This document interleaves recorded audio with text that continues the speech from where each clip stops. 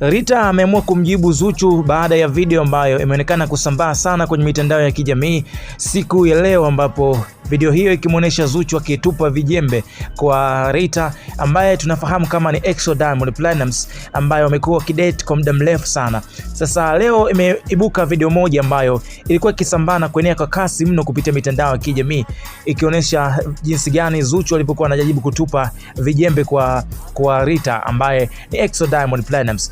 So moja baada ya kusambaa sana video hiyo, jambo kubwa ambalo watu wengi walikuwa wanasubiria kuweza kutokea ni kuhusiana na majibu ya kwake Rita kuhusiana ile video ambayo imetrend sana kwa siku ya leo ikionyesha hiyo vidongo. So Rita kupitia IG yake pale Insta story ameamua kuandika ujumbe mzito sana ambao ni majibu kwa bibi Zuchu ambaye ameweza kuandika hiyo ujumbe. Ngoja nikusomee nini ambacho kimeandikwa kwa siku ya leo kupitia IG yake.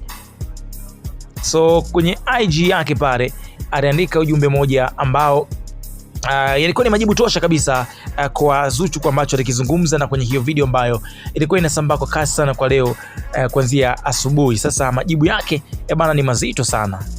Majibu ya bibie ni mazito mno. So ngoja nikusomea hapa ambacho kimeweza kuandikwa. Kupitia Insta story yake ameandika, nasikia bibi Kitufye na mwanae shangazi King'ang'a aka muongaji mwanaume wa taifa wameungana kumgombania ndoa kwa nguvu, wamekosa hata haya uso zao na sura zao kama hii emoji hapa. Naona limekukaa kooni hilo swala la kodi. Nikupe ombea tu, ishia lipo muda sana. Mimi sio wewe ambaye hata umkute mwanaume kamlala mtoto wa kaka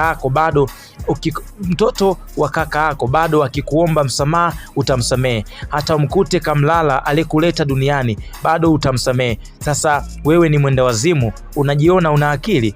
Not you need therapist, mwana saikolojia. This is serious, very serious. Hauko sawa kichwani.